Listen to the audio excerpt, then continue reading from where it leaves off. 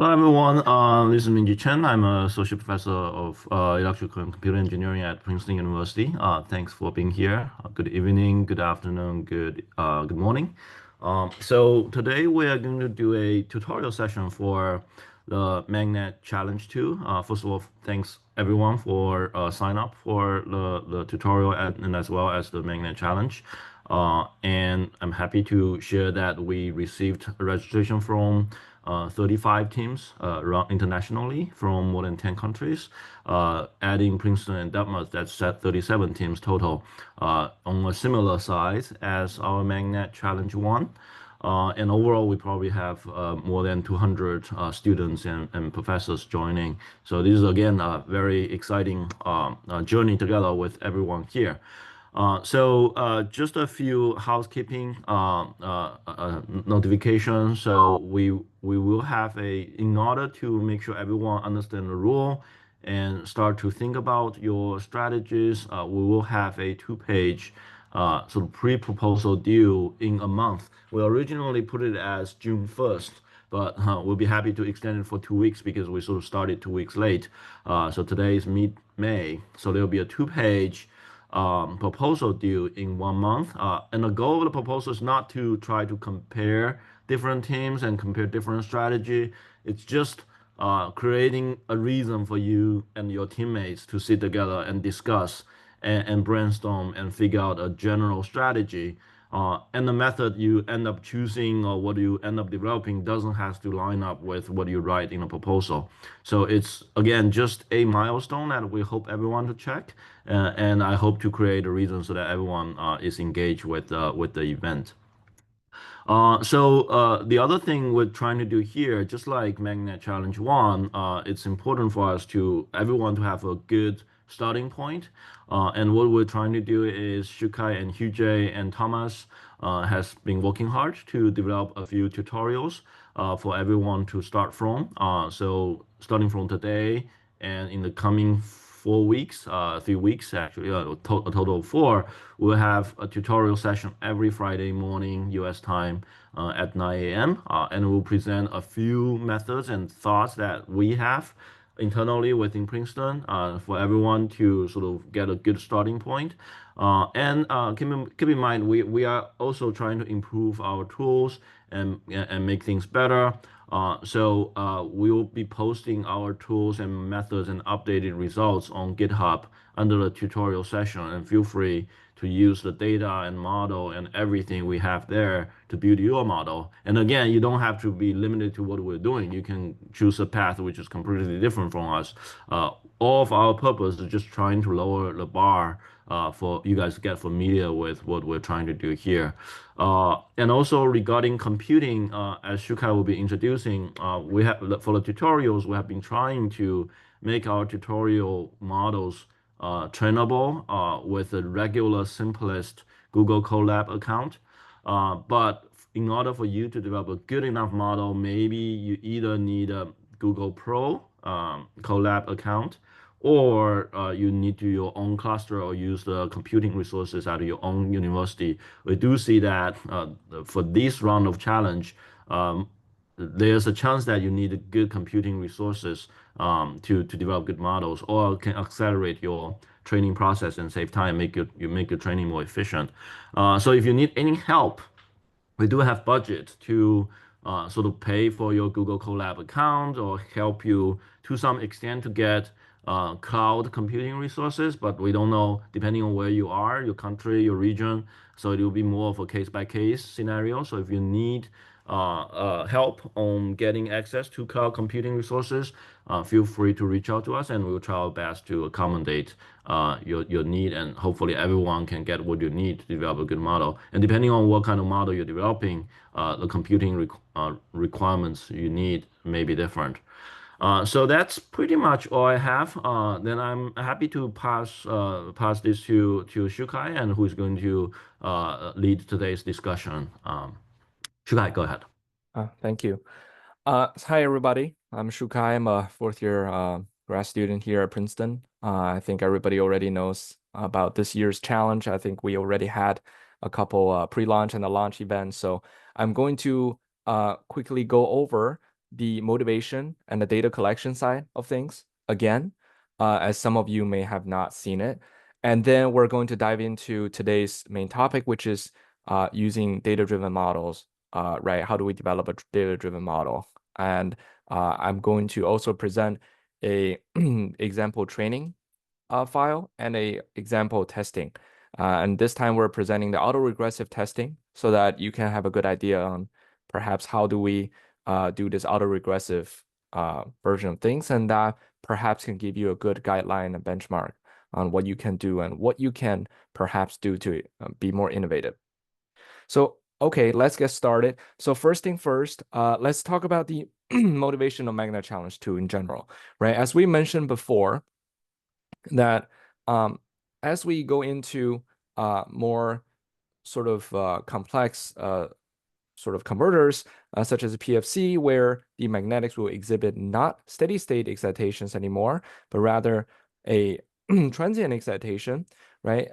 We will start to have problems because we do not really have a good resources of models.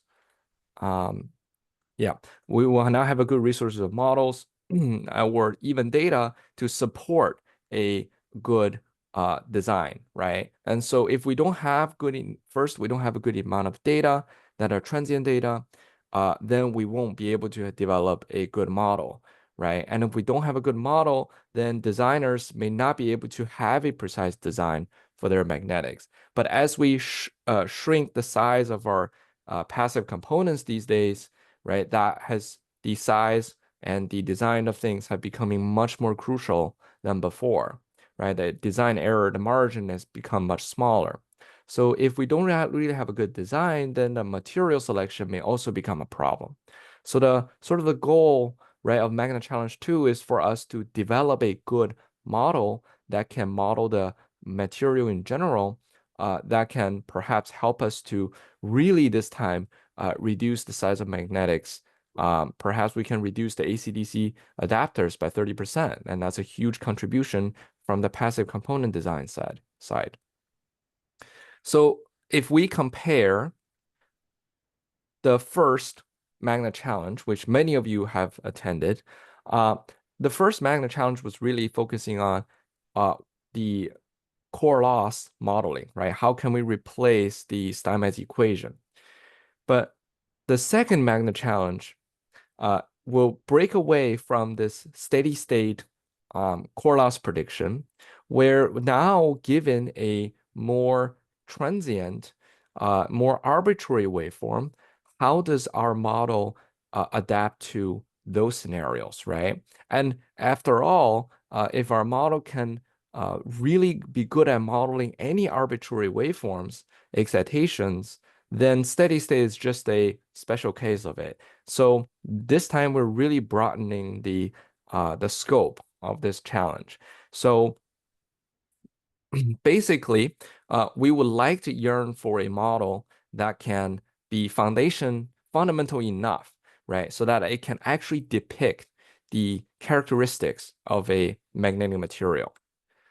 So that means we have to think about a model in a more foundational way, right? We have to have some type of foundation model.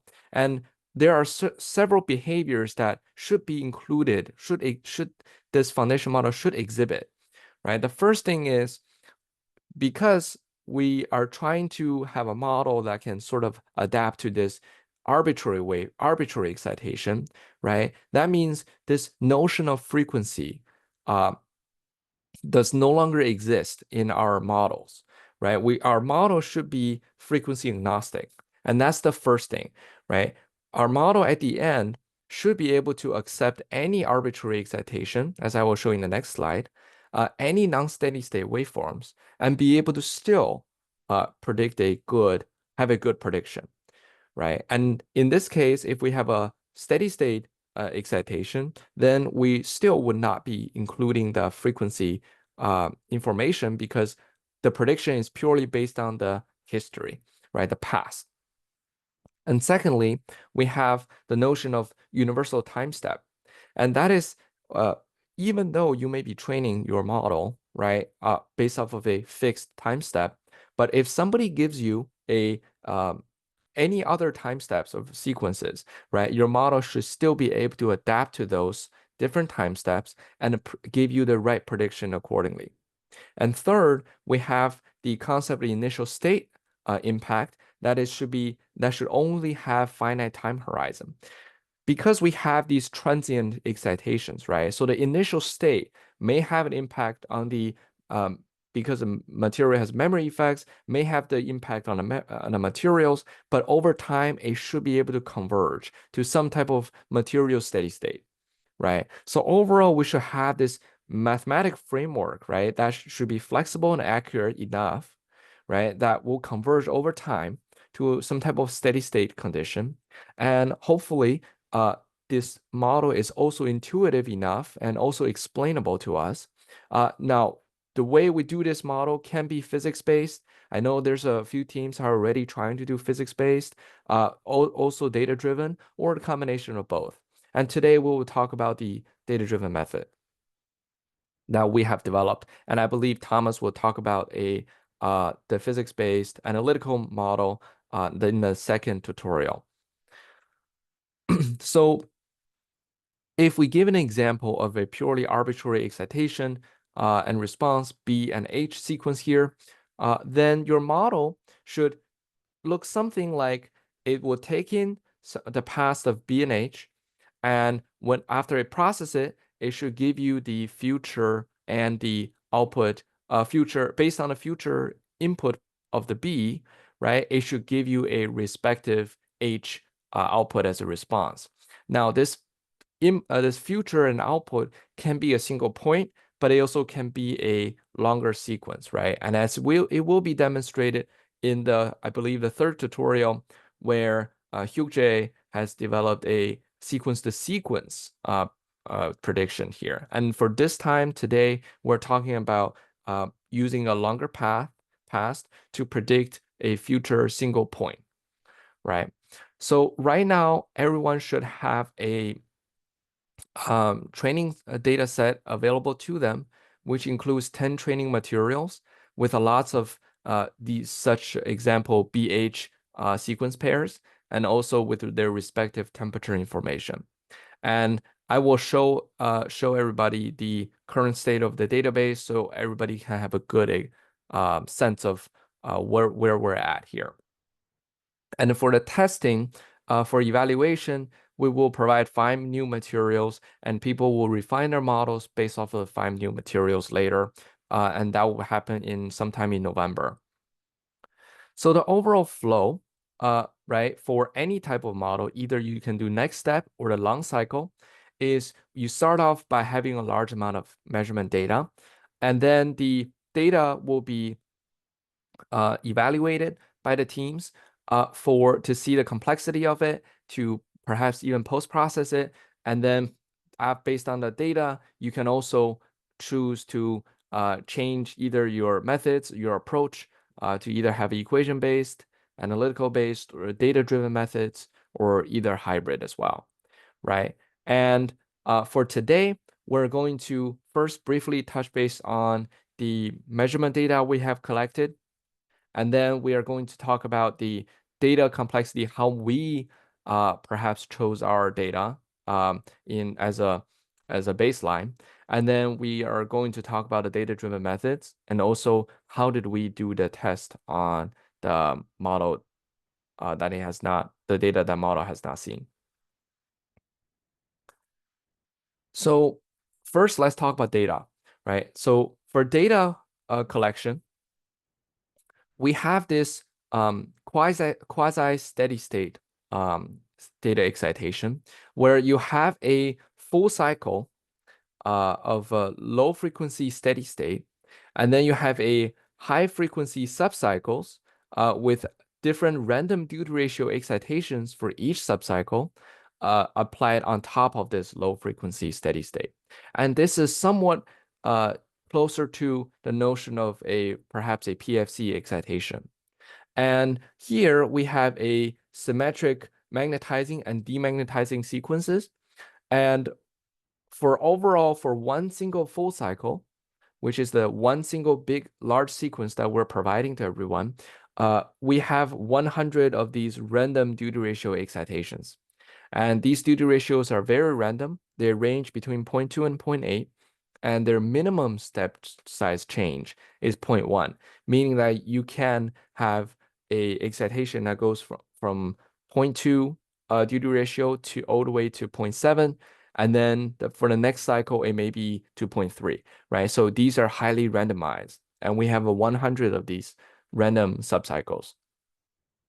And here, for each one of the subcycles, we have a named subcycle frequency where these subcycles operates under 7 sets of subcycle frequencies ranging from 50 kilohertz all the way to 800 kilohertz. And after we excite each one of these with each one of the frequencies, we also have 3 temperature points that these materials will be excited under. And so in all, we have over 5,000 guaranteed sequences per material. And so far we have collected 15 materials. And so 100 subcycles per sequence is quite a long sequence for some of the lower frequency data, as we'll show here.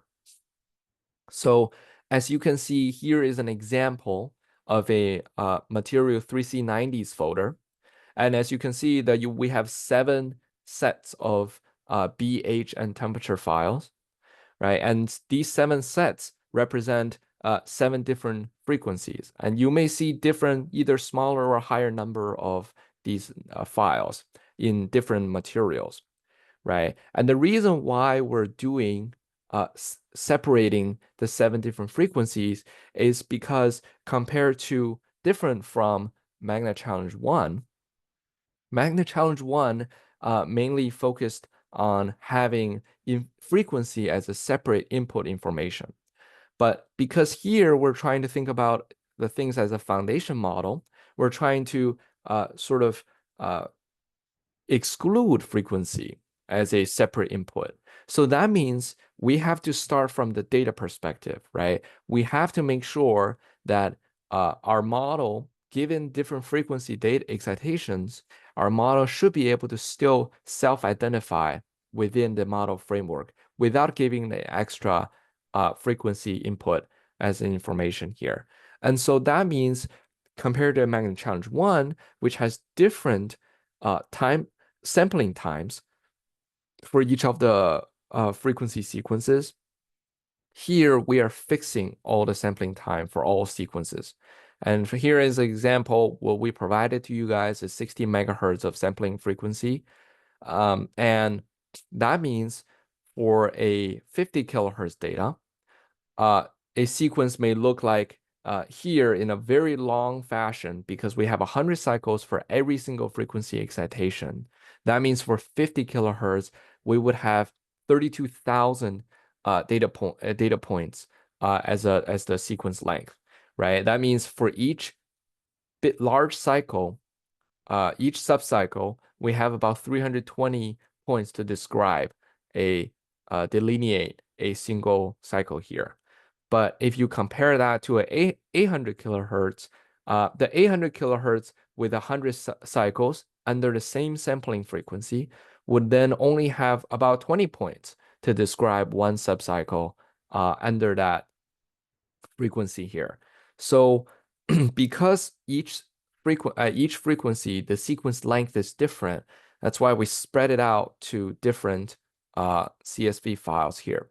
But different materials may have different number of these files, and as you may notice here. And so that's sort of how we get rid of this notion of frequency, so our model could be frequency agnostic to start with. So all in all, right now you guys have about 10 materials available to you. And 3C90 is this example one, which has 13,000 sequences. And some of them may have fewer sequences, for example, 3E6, but we believe that these sequences are more than enough for us right now to describe, to be able to model the material properly. And so each one of these sequence pair may look something like this on the show on the top right, where the B sequence excitation with response of H with the H response here. And as you can see, the real measurement data may have saturation as well. And so all different types of nonlinear behaviors. So once we figure out what the data, what is the data that we have, next we can think about what is the model that we implement here. So for us, we use more of an intuitive thinking for our data-driven methods, where we take the input of a B and H as a memory sequence pair, and we feed that into a neural network.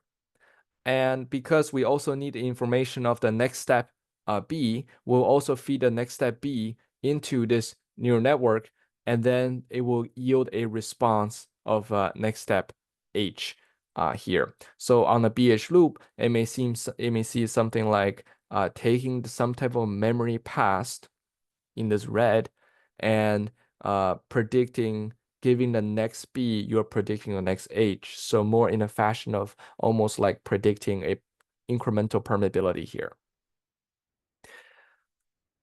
And so if we dive deeper, right, for the single next step model, that you may see, we first will actually feed this B and H pair into a respective LSTM framework that's good at depicting the sequence, time series sequence.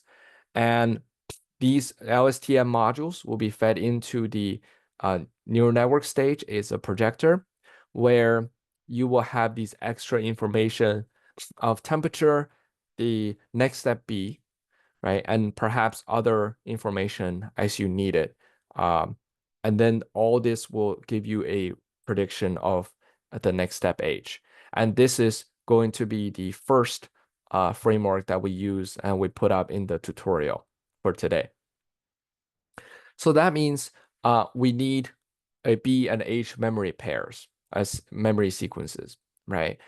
And then the question becomes, what type of BH memories should we acquire, right? And how much should we acquire? That becomes a more realistic question. Oh, what's going on here? So basically, if you are given a original data set and let's say we're trying to and we're trying to predict with all of the data points that are available to us, you can see that for 50 kilohertz we may have 647 sequences, but each sequence length is 32,000 compared to a 800 kilohertz where we only have 2,000 points per sequence, right? And so then the question is, if we were to actually train with every single available point on this data set just for 3C90, each point comes with a B and an H memory pair. And if we were to store all that information, all that repeated information, then with full training, we need about 54 gigabytes of space just to store the data needed for one material's training. And we have 15 total materials. So clearly it is not so viable to perhaps train with everything. So then it becomes a question to us that what may be the important points, right, that we want to obtain, right? So first we could look at the incremental permeability value. For example, here, if you actually plot incremental permeability, you will see that some of these points will be very, very high, the incremental permeability, which is beyond the normal sort of this ideal range of permeability values, right? We can go up to even 10 to the 7th magnitude. So clearly these points may be influenced by the noises, the data collection noises, or if you perhaps even have delta mu permeability to be infinite in a lot of the cases, especially for lower frequency, because when we have strong saturation scenarios, the scope vertical resolution is no longer high enough, so that perhaps some of these lower, smaller magnitude points will see some flattened points. And with those flattened H sequence, right, your delta H is effectively 0, and that will yield you a very, very high infinite delta mu here. So perhaps these are the points that we should not take into consideration. And if we consider every one of these points, then the information becomes redundant, right? We're not really predicting anything here. So that means from our perspective, we have chosen to look at the derivative of the B and H to see what are the useful information. Perhaps what is something that could pose a difference from other points instead of having this information redundancy here. So a good thing to think about for all the teams is that perhaps what are some of the data points that we can choose, right? What are some data points that is actually useful to us? And so based off of this, right, if you were to given this whole data set for one material, let's consider the number of sequences to be m and the points per sequence to be n, then perhaps if we were to choose selective points to train, then that means we can have a good reduction on the number of points with n per sequence here, right? We don't have to train a whole sequence. Perhaps we can train selective points on a sequence. But at the same time, we can also have a good reduction on m, which is number of sequences. Do we need to train all the sequences, right? And third thing for potential innovation here is the memory, right? First of all, we chose 80 points as our memory, but that is an arbitrary selection. We saw that 80 points was good enough, right, for 3C90 material. But for other materials, do we need more, right? And do we want to have our memory window to only include the most recent points? Perhaps we can have some type of averaged out previous informations to also be involved, right? So the memory window, the length of it, and the window itself, right? What information should we include into it? Are also points of innovation here, right? So after carefully selecting our database, we have actually managed to dump down this our number of sequences as well as the sequence length per frequency, so that we can have a semi-regular, normally distributed weight on each one of the sequences, so that we don't have a heavy bias on one of the frequencies. So overall, we with all this training data set, this training data set is only 5 gigabytes for our training purpose. And for the tutorial itself, we provided a much smaller training data set that's only less than 25 megabytes for everybody to perhaps get a flow of what the training tutorial is. Shukai, maybe we can also share our 5 GB training data on Dropbox as well. Sure, sure, We'll put it online as well. sure. Our selected training data. But what we're trying to say is actually carefully selecting the training data can be extremely important to accelerate your training process and improve your model. But how do we select the best training data? We don't know. We just provided an example, but it's open for innovation. How do you most efficiently select the useful information? Right, right, exactly. So now let's go into the first training tutorial that I'm going to talk about to everybody on how do we train these data. So can everybody see the training? Yes. Yeah, Yeah. okay, great. So first thing first, this will is already provided on our GitHub, either the MagNet database or the MagNet Challenge 2 GitHub. So either one is you can access to either one of these, right? And so first thing is network training. And in here, we have this So you very probably want to introduce this is Colab platform. Like maybe you go back to ah show everyone how what brief overview. Assume most people know about what Colab means, but just a brief introduction of what Colab is. Okay, so I believe everybody has perhaps, if you have not used Google Colab, Google Colab is a platform where you can actively access their Google online GPUs and to train your networks. And so I believe that here you can interactively uh, interact with your code, and you can also separate into several segments so that you can actually actively train your models. And it's also accessible with a lot of third-party optimization platforms. So you can also actively monitor your training as you go. And I believe that with this, you don't have to really have your own GPUs to really train. This is sort of an online platform where you can access their GPU. And I believe that here you can connect your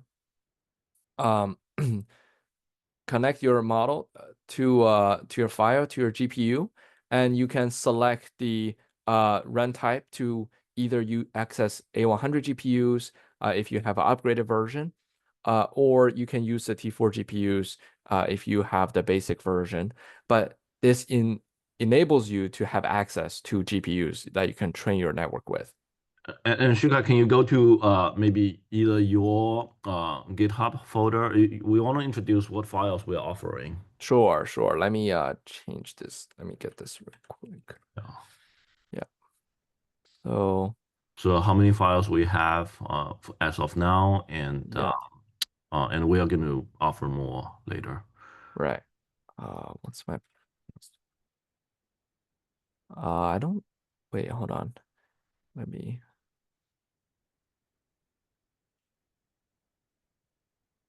Yeah, just So go to.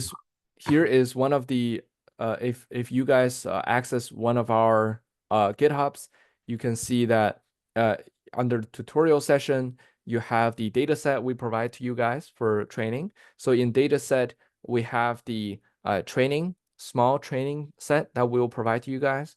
We'll also provide the bigger training data set under Dropbox here. And we also have a test sequence at a specific frequency here. We only provided one single sequence so that you guys can also use that to get a flow of what the testing flow look like. Can you go to the Magnet Challenge like official site? Sure, let me This go is to that. Shukai's personal site. We also provide a link on the on from the official site as So well. on the official site, you have the Tutorial tutorials, and and tutorial then one. Yeah, this will be yeah. where So is mhm. right. So we have 8 files here. You can see the H5 file are the data, right? So H5 file, the two H5 file, one is for training, one is for testing. And then there's 2 Python notebook. That's the Jupyter notebook. One for training and then one for testing. And then there are models. The new is a model which is trained by the code that we provided. And the Princeton model is a model which Shukai pre-trained, which you can preload. But this is trained with the cloud resources and with much larger data, and as a result, has better performance. So this is what we're offering now. So 2 data, 2 training file codes, and 2 models. And Shukai is going to introduce how it's basically the same here and under his GitHub repository. It's the same information, we just organize it inside a different way. Right, And right. I provide, if you go to Magnet Challenge 2 homepage, if you go at the bottom, go to the bottom, there's a Magnet Challenge Magnet X link. At the bottom. Keep going. Uh, yeah. So at the end, there's a Magnet X. Other resources, Magnet X. Other Mhm. resources, Magnet X. Yeah, that's Shukai's repository. Yep. Yeah. But Yep. at the same, we'll try to synchronize your own repository and the main website. Right. Yeah. Good. Yep. Sounds good. Yeah. So let's dive into this network training. So basically, as we discussed earlier in the slides, right, our model looks something like taking in two of the B and H memory sequence pairs and feeding in with some type of scalar values for the next point as well as temperature. We have the output of H, right? So first, we import all the necessary packages, just like MagNet Challenge 1 tutorials. We implement all the packages, and for only thing different is for the H5 files that we have, you need to import a separate package for that. And then we define our network structure here. And so this network is exactly what the single step prediction model is, where we have a defined the LSTM framework for the B and the H sequence.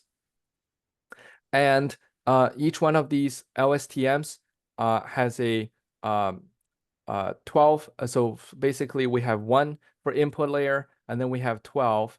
Number of layers is 1, so we have 12 of these the output layer output points, and then these will be subsequently fed into the projector, where the projector will take in the two of these sets of sequences output, which is 24, plus two extra variables. One is the input of the next step B.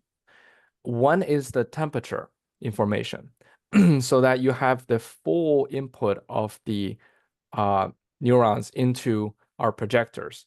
And the activation function, ReLU, and the linear feed-forward neural network, this can be determined as this is determined by us, and this isn't something that it's a magic. We sort of our goal was to think about a model that is small and compact because it's a foundation model. So our goal is trying to reduce the number of neurons and the layers as much as possible without jeopardizing the performance, right? And so here, with all these parameters, we have about, in this case, 2,000 parameters total for training here. And so if you go to the forward function, you will see that first you will get the input of the sequence, B sequence and H sequence from the memories. And then you also have the scalar input of the next step B, and as well as the temperature information. And so first thing is you run the LSTM framework for both of these, and you will only need to provide the last point because the system will process the LSTM model will process the data, and then it will only need to provide the last point onto for it to be fed into the projector function here. So then you will see that in the projector, you'll have the two sequences as well as the two scalar variables, and then you have the output prediction. And so you may ask that how did we choose these values? We chose these values just by trying to sort of dump down the number of layers and reduce the number of neurons. And so far, this is as much reduction as we can get. The lowest we've ever gotten was about only 1,000 parameters. So we think that for a foundation model, this can definitely does not need to be a big model at all. So I think that in terms of the MagNet Challenge 2, right, the model size can can be very much better than what we had in MagNet Challenge 1, even from a data-driven perspective. And so once we define our network here, we may load the data set, the training data set, And the training data set here, the H5 file includes all of the frequency sequence data that we have saved, right? And we used MATLAB to save this H5 file. And once we load this H5 file, we iterate through every single frequency to get the data from each frequency. And then once we are done, we get the B, the H. These are all the memory sequences. And then the next step B is the scalar and the temperature as well as the output of the next step H. So once we post-process this, we need to make sure we put each one of these into tensors, right? And so we need to first get each one of these into tensors so that the model, the neural network, and the GPUs can actually take them. And then we will need to make sure we normalize our data, because some of the data are values are much higher than the others, right? So you want to normalize them so that they all stay within a certain normalized range here. And so I first save these normalization information into a separate JSON file, because when you are doing the testing, right, you need to normalize your testing set against the training set, right? So that's why we have to leave this and actually print out a separate file for all your normalization information. And then you have to normalize all of your variables against the normalization here. And so you can also print out the size to check whether the dimensions make sense, whether it is the right data. And so lastly, this will return all these separate variables. So this is the data loading part. And then when it comes to the training of the model, we have to define, right, how long was our sequence so that we know, right, the model will know how much data it should be fed into the model each time. And you can also count the number of parameters, right? Here I will show on the bottom how this functions. And then we go into the main function. So for reproducibility, you can change the seed. Here we select a seed to be 1. So as long as you have a fixed number, you always be able to have the same type of reproducibility as before. So we have to ensure that in our my model training to control the variables here. And then you go into your hyperparameters. So the hyperparameters, you can choose the number of epochs that you run. So you can either run for thousands of epochs, or you can run for just a few epochs. And each epoch will basically process all of the data once. And you choose your batch size to be a certain value. And each batch will take in this batch of data and then compute the weights and biases. And then for each epoch, it will do as many of these batch sizes until all of the data is processed. And you can choose the other hyperparameters, such as how much you wanted to decay and your initial learning rate. And in this case, what we have chosen, this can be optimized using Optuna. I believe that was introduced in MagNet Challenge 1. Here, we are sort of just trying to optimize it based off of our what we have for the data itself. So here we did not implement Optuna, but yes, you can implement Optuna or any other methods if you wish to use here. And so then we need to select our GPU as the device, and you can use Google Colab to connect it to the GPUs here. And then we need to split our data set. And here we use k-fold splitting, and you can see that for training and validation and test, we can split into 80% for training, 10% for validation, the rest of it for testing. Now, this test here that we're talking about is only for the single step prediction, meaning that the B and H pairs of the memory pairs are measurement data that we use to predict the next point. So even if you may have a perfect, brilliant, very low loss, well-behaved test validation set, that does not guarantee that you will have a good autoregressive prediction, which I'll introduce in the next slide here, next few slides here. So once you split your data, right, we go into our training, where here you initiate the training, and we use the optimizer here, and here we use for here we have to use the optimizer, and then for the training of the data, we feed in the partitioned variable of partition data that are 80%, right, from our total data set into the training set.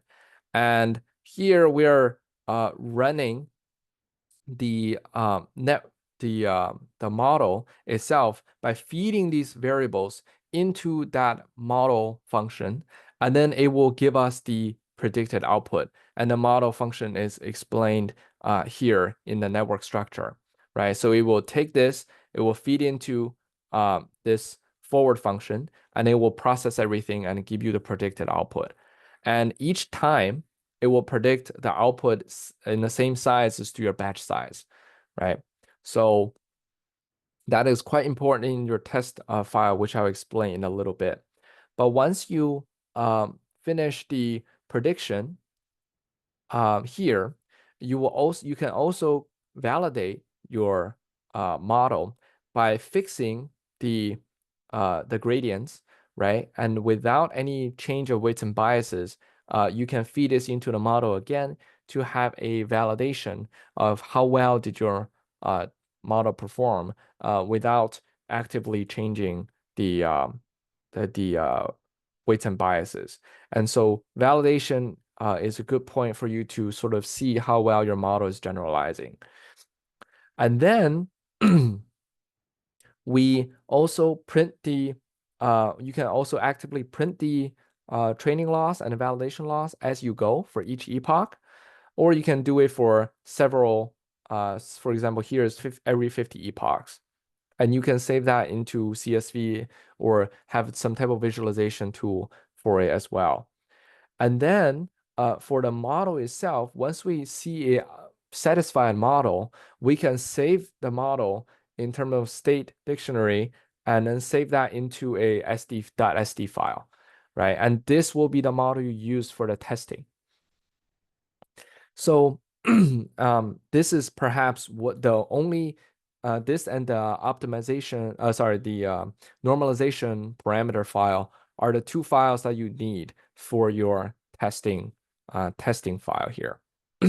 So once that is done, you can see that you can also run the test validation using any of the test files, or you can pull out your own test files to also run a prediction of the of the measurement and the prediction here.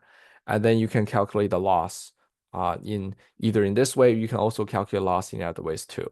So this basically talks is overall brief overview of what the training file is that we have provided to you guys here.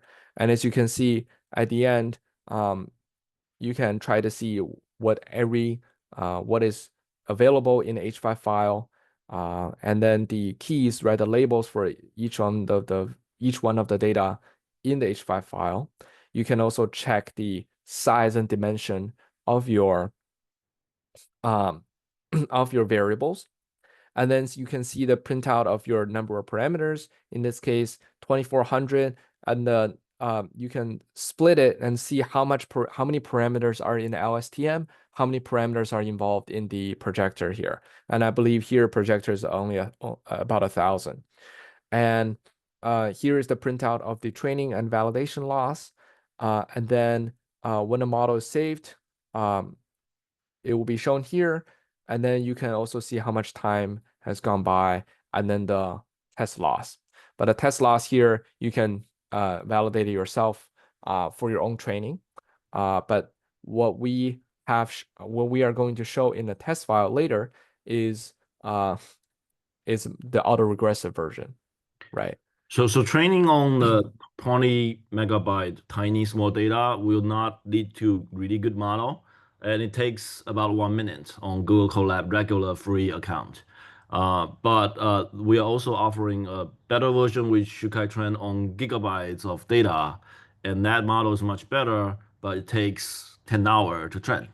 So it's really there are a lot of things you can improve and make better in terms of how do you train and how do you make trade-off. Maybe you want to start from some small model to get familiar with the data and get a sense before you run like really heavy, long time training algorithms. That's correct. Yeah. Yep. So that summarizes what is the training file that we provided to you guys on the GitHub website. You can access both of these as you wish. There's also testing. This is for training. Yeah, And yeah, then for the testing. Yeah. and then yeah. So then let's talk about autoregressive testing. So first is when you are training, you may see that for a single step prediction, meaning that we're employing the H and B memory sequences as measurement data to simply predict the next point. That is just to evaluate how well your model is training, right? So if we do it that way, you can see that initially, right, with lower epochs, your training may be really bad. But as you go higher, the prediction and the measurement really starts to converge here. But here we're only doing a single step prediction. So what is a single step prediction? That means when you are having the model, right, in addition to the next step B that you're inputting, you're also inputting the measurement of H and the measurement of the B, right? And that gives you the next step of predicted H. But this H is not involved in the next iteration of prediction through the model, meaning this H is not involved in any of the memories that we are using here, right? So for this, at best, you can only see that, okay, well, my model is doing the training that it needs to do, right? So it's yielding relatively lower value of an average error. But you can't really apply this onto, let's say, a simulator, right? Or anything that actually involves a time series autoregressive prediction. So clearly, this is not good enough, right? This is not what we sort of want. So what do we want? What we want is after your first iteration of prediction, right? Your next step B, next step H should be involved in this history of the next of the memory sequence of HT2 here, right? What does that mean? That means instead of the second H memory sequence having all the measurement data, the most recent point in that memory sequence should be replaced by your predicted H, right? So that way you can actually have the previous step involved in the decision making of the next step. And that's what we want as a autoregressive prediction here. And as you can see, if you do it this way, you may have accumulation of errors. You may have if your first point isn't predicted well, then your system might just straight up diverge, right? So as you can see here, the average error actually is much higher than sequence. This is the relative error of the sequence may actually be much higher than if you do a single step prediction, right? And this is expected as you will inevitably have models that perhaps may not have seen data that reacts this way. So you may have either system that diverges or the prediction that is not so precise. And you can see that here we're comparing the prediction with a measurement, but also with a linear ideal H sequence, which is using only the initial permeability to give you the next step prediction. And as you can see, even though it is not so good, it is performing much better at seeing these either the saturation sometimes or these magnitudes, which nonlinearities that the model, the measurement may exhibit, right? So it's doing much better than what the initial permeability is capable of doing, which is sort of the benchmark that we're using here. So we're looking for autoregressive model because basically we need to use predicted data to do further prediction and error may accumulate. So you may want to factor that into your training process. You may want to train a model which predict only the next step, or you train a model which somehow predict future beyond next step so that it may behave better when you start to do autoregressive prediction. But in the end, when we're testing your model, we're testing it in an autoregressive way because that's the only way what a MagNet model is useful. You don't use it just forecasting next step, but you have to forecast a longer future. That's right. So this is this sort of autoregressive prediction is provided as a test file in our tutorial as well.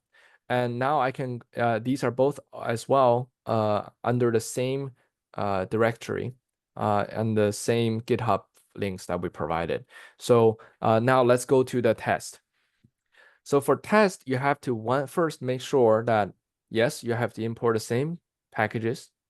For the neural network structure, it has to remain the same as your training file. Otherwise, it will not be able to do the prediction. It would not be able to use that SD state dictionary file to predict well with a different model.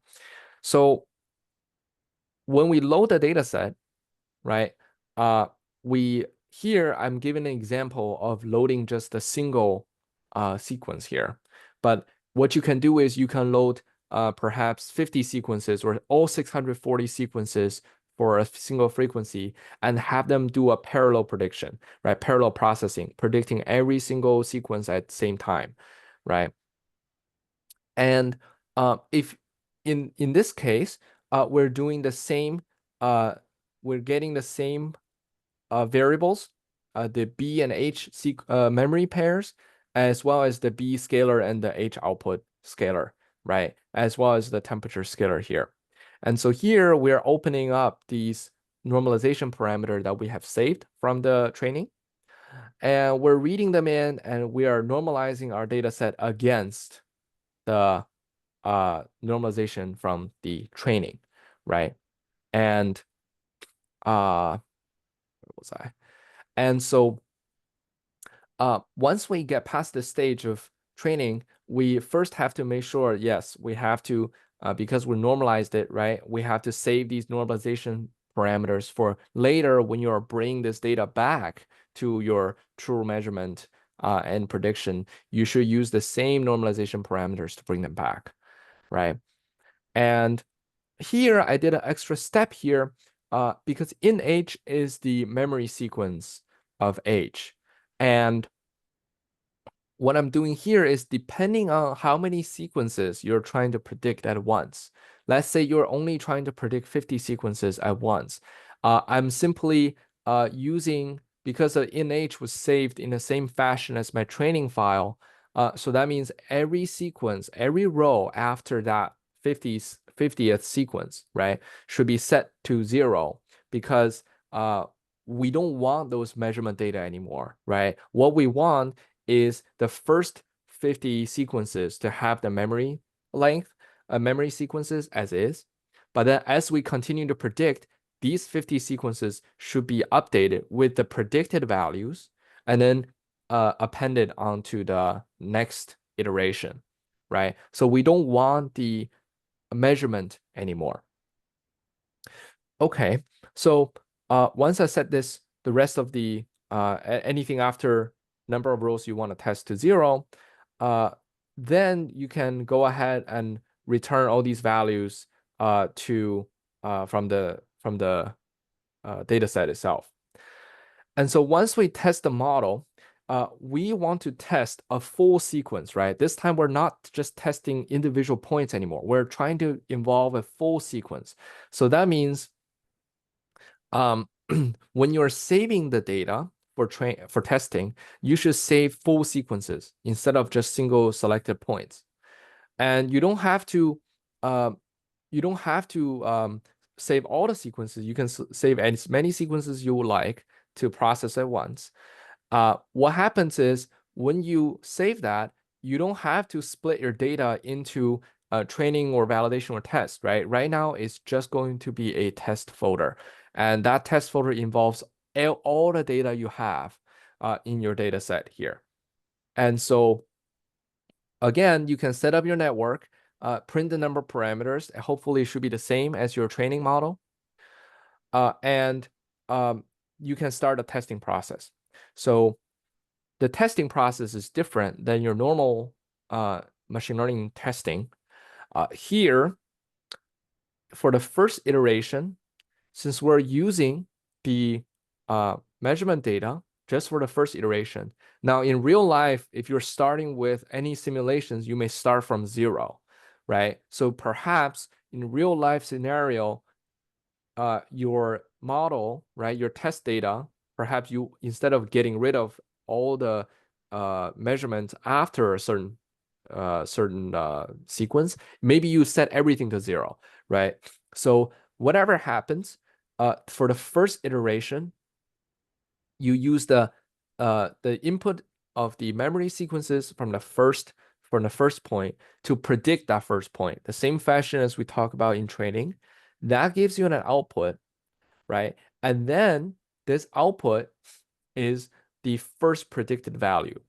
Once it's the first predicted value, what we do is then we update our H file, our in-H, by rolling the last point over to the most recent point, because that's the point we want to get rid of, right? We want to get rid of the most distant point, and then replace the most recent point with the predicted value of the previous step. So here I'm doing a rolling process here by rolling this over, so that, and then the next step, you take the most recent prediction and then replacing that memory sequence, the most recent point of that memory sequence. Actually, it was the most distant because you rolled it over once, and then completely replace that. So now you effectively move that memory sequence over by 1. So that actually that most recent point now becomes the predicted value of the previous step. And now you can use that to, again, predict the next step as output. And then it will start iterating all the way in this else statement, all the way until the final step is predicted. And then so at some point, let's say as an example, our memory length is 80 points, right? So let's say our memory length here is 80 points. So after a while, after 80 predictions, right? Predicting the next point, next point, next point. After 80 predictions, all of your data in your in-H file here should be the predicted values now. There should be no measurement values seen anywhere else, anywhere in this memory sequence. It should all be predicted values of the past 80 points, right? So hopefully that's if anybody has questions, please you can raise your hand and ask. But this is basically the essence of what the autoregressive prediction does. So once you are finished with that, you get the output measurement as well as the output prediction, and you have to first make sure you normalize it, multiply and change the normalization so it comes back to the original magnitude. And then you can save these data in your CSV file, and then post-process, you can look at them on MATLAB or anything if you want. Or you can also look at it straight up on Python. So as you can see here, you can also plot these results, right? Here, what I'm plotting is because we're comparing it with the initial permeability as a benchmark, right? So we should probably get a h, so I call this h fixed here. This variable basically stores all the data of the of the prediction with a ideal single mu initial permeability. And here for 3C90, it is 2300 for relative permeability. So we're using 2300 as a value here for our idealized linear prediction. And so once you get that, this is the return of our main function.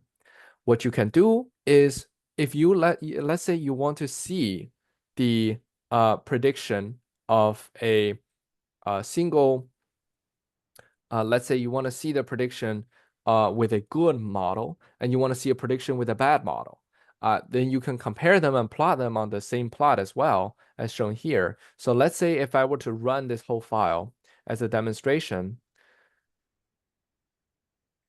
should be able to, yeah, it's connecting. So then I should be able to, yeah, demonstrate this on the spot. So first you can mount your drive so that the drive will get you to the directory that you want to operate under.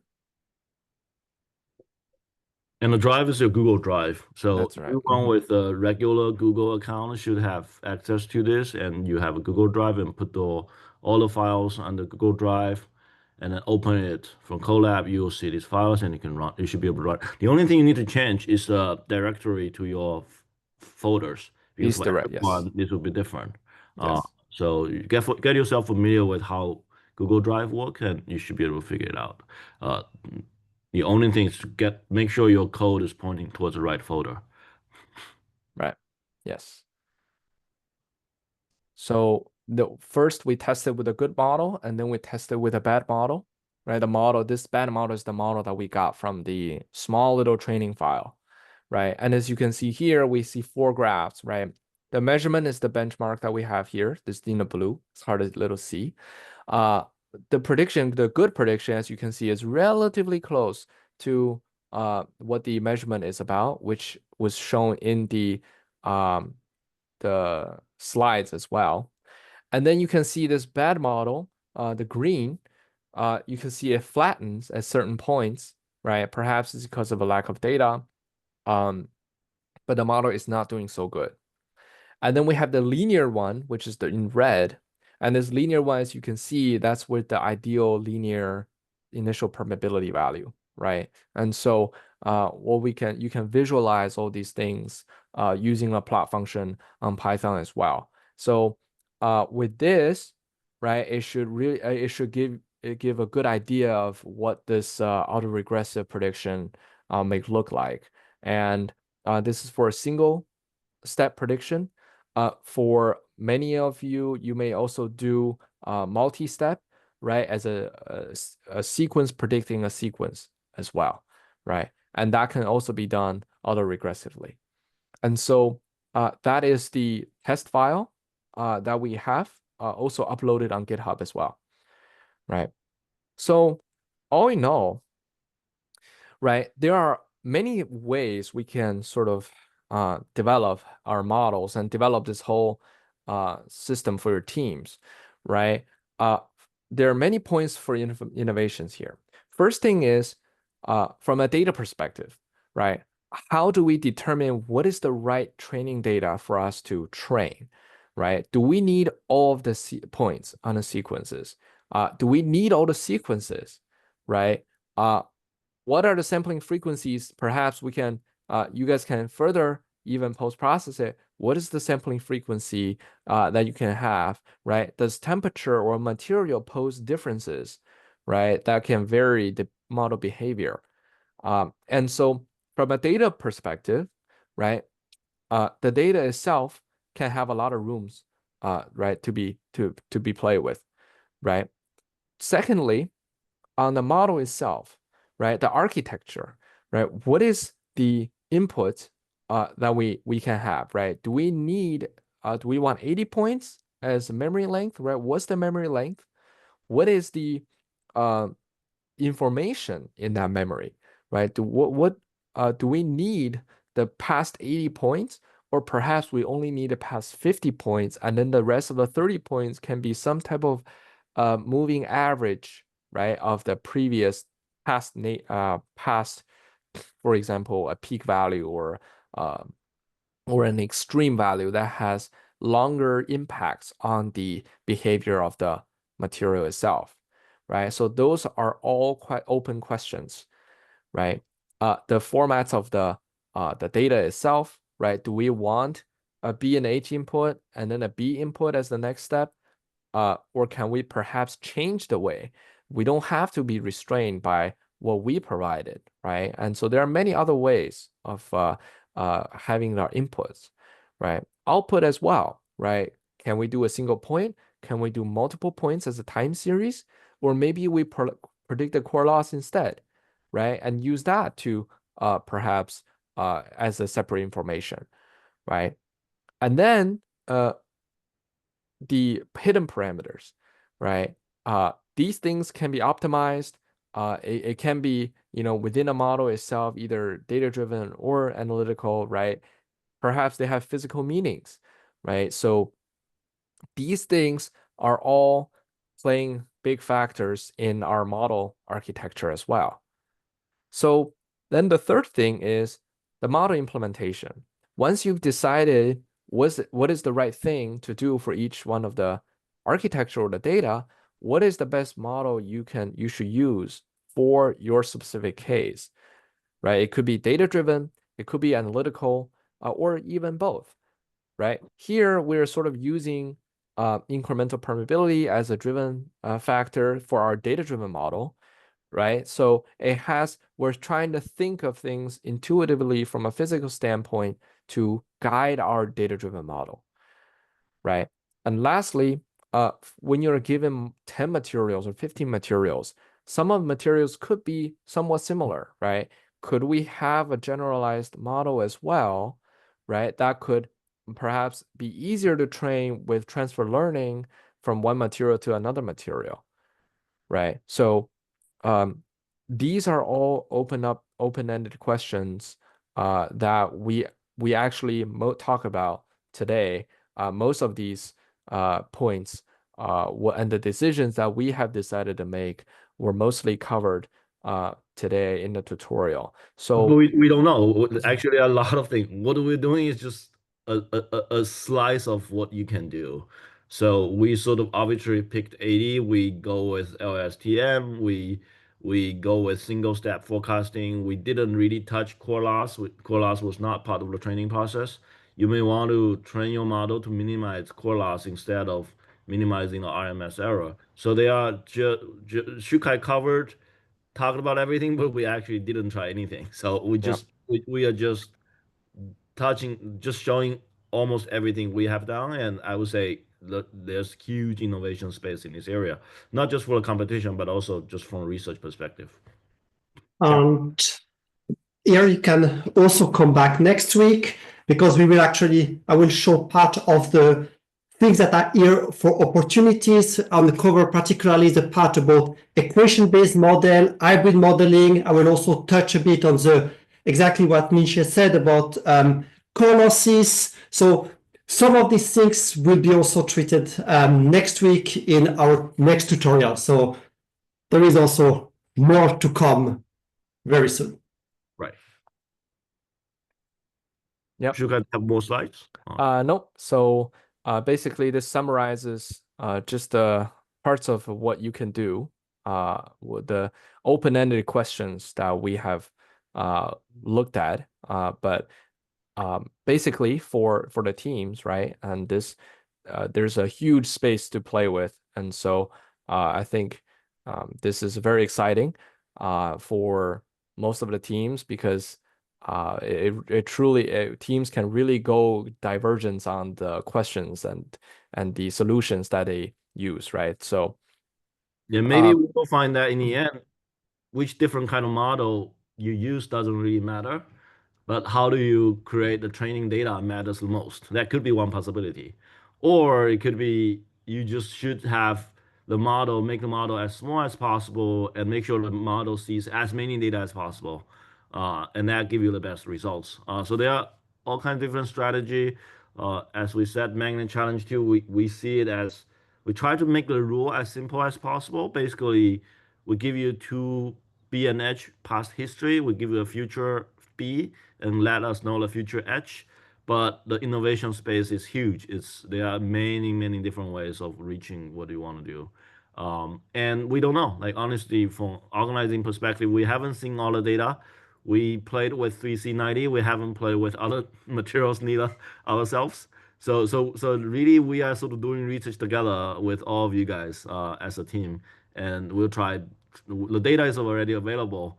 So if any of you, your team, first of all, our tutorial code can be improved, and we know that. And it's actually Shukai's code on the fly. He didn't have time to optimize the code and make it easier to read and so on. So if you feel overwhelmed or if you have cleaner code or if you improve it and we're happy to share as a tutorial, let us know and we can put your code, improved code on the GitHub and for everyone else to use as a tutorial code as well. So we look forward to contributions from all of you guys.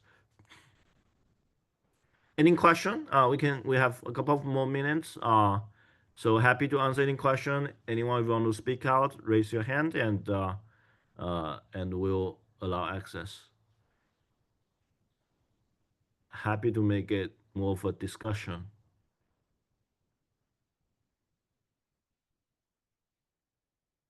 Any question, comments? Or it's already too much information and everyone need time to digest. Yeah, I'm sure everyone wants to go back and look at Shukai's codes. And a lot of the code, there are a lot of places where you don't need those intermediate steps. Like Shukai designed it so that it's easier for him to know what's going on. But in a simplified, most concise code, a lot of the intermediate step may be skipped, and there are a lot of things you can do over there. Okay. Any question? Oh, okay. There's a question. Hi. Hello, here. Hi. Yeah. Hi. So maybe it's the okay. Okay, sorry, I can't open my video. Sorry, my camera. So my question is so how to evaluate how say the how say the how to evaluate how say the many people is attended to this project. How to evaluate the like goal or something. What is their goal? I want to clear to the goal of this project. The goal is to predict the future edge Yeah. based on the future B. So forecast how does the material behave. And around November, we're going to release a new testing set where you don't know what the future is and you need to forecast what the future time sequences are. And we'll compare who give us the most accurate prediction. Yes. So your meaning is how say we need to accurately predict the BH behavior and not the core losses. No, BH, because you can get core losses from BH behavior as well, right? Yeah. Yes. What we're looking for is the future edge, and then we'll evaluate based on RMS error and core loss both. Yes. So we're evaluating both the time sequence accuracy as well as core loss accuracy. Yes. The BH behavior including the core losses. Yes. So maybe my question is normally the BH is defined by the voltage excession waveforms. So maybe the first of all we need to we need to know to the voltage excitations. Yes, you know the B, and right? then the BH waveform is Yes, we'll let you know the B. The first we understand. Yes. Yeah. So the B will be provided. The B will be provided, and you can integrate the B to get the V, or derivative of B, get the B. But you don't know the H. Yeah. So Hassan, you give us to the B waveform. Also could you provide it to the voltage waveform? My model my plan is using to the the equivalent circuit model. Maybe the voltage is more prefer for us. Then you can just go ahead and then take the derivative of the B to get the voltage. Yes. I will actually talk about that next week, because the model I will present next week are based on the voltage as an input. So I will show next week how this can be used. And I totally agree with what you are saying. If you're using circuit model, using the dB/dt, the voltage is actually very nice. I will talk about that next week. Exactly. That's great. So we will not be able to provide a separate sequence because that's again creating you'll be just everyone will be using the same data. So you will have to generate V by yourself. Which algorithm you choose, it's your decision. Yeah. Thank you so much. Sounds good. There's another question. I see another question, but I guess the hand was lowered. Okay, good. Chen? Chen Liu, you should be able to speak now. Hello, can you hear me? Yes, we can hear you. Yes. Okay. I hope. Thanks a lot for your tutorial, and I also have a question regarding the goal we need to realize. One thing is, how long will you provide for the future steps? One step or a sequence? It'll be a mix of short and long. So in the testing data, we will have short history and long future, and long history and short future as a combination. So you can imagine some teams may do very well in short future prediction but fail in long future prediction, and some teams may be better in long future prediction but not so well in short future prediction. So the data will be a combination of short and long predictions, and you get a score in the end. Okay, and also for the frequency and temperature, the test will cover all the temperature range and frequency range. Yes, and to do is agnostic because for transient modeling frequencies we discourage teams to consider frequency as an input, but the testing data will be a combination of many different frequencies, and similar for temperature. Yes, so the testing data will be a mix of frequency, temperature, different waveforms, and the length of what you know and what you don't know. Okay, great. So I think maybe it would be better if you make it clear for the final test method, like how long will you provide for the future B? Right. So I think yes, we can probably provide more information as the competition goes. So give us maybe a few weeks, we will decide. And I think I agree. It's better for you guys to have a we try. It's a balance, right? We don't want teams to just for winning the game, and then tune the model for winning again. That's not the goal of the challenge. But on the other hand, if you don't have a clear guideline, then maybe you don't have a direction to optimize. So yeah, we consider that and we'll factor that in and we'll make it clear as we move on. Maybe in a few weeks or 1 or 2 months way before we finalize way before November. So before August or September, we should have a much clearer guideline on how the result will be tested. Okay, great. So now I encourage everyone to think generally. Like don't just think about fine tuning to win the game. So so many things to consider. Right, exactly. Yes. Yeah. Okay. Thanks a lot. Oh, great. Thanks.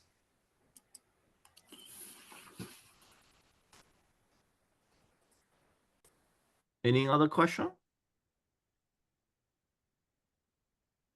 Okay, so it's already 1.5 hours. Thanks everyone for being here. As Thomas said, we'll meet again next week, and we'll be talking about equation or analytical-based modeling methods, which again, it's a lot of interesting considerations over there. But I encourage everyone to start thinking about your own way now. As we just talked about, there's so many directions you can explore. And again, at this point, it's still very early. Think deep in fundamentals. and let us know if you have any concerns. And we know that we have to as we move on, we need to set up the evaluation criteria more clear so that you always have a direction to optimize later. Okay, all right. Thanks everyone. We have recorded this and we'll put it online. And see you next week. Thanks everyone. Thank you. Thank you. Bye. Thank you so much.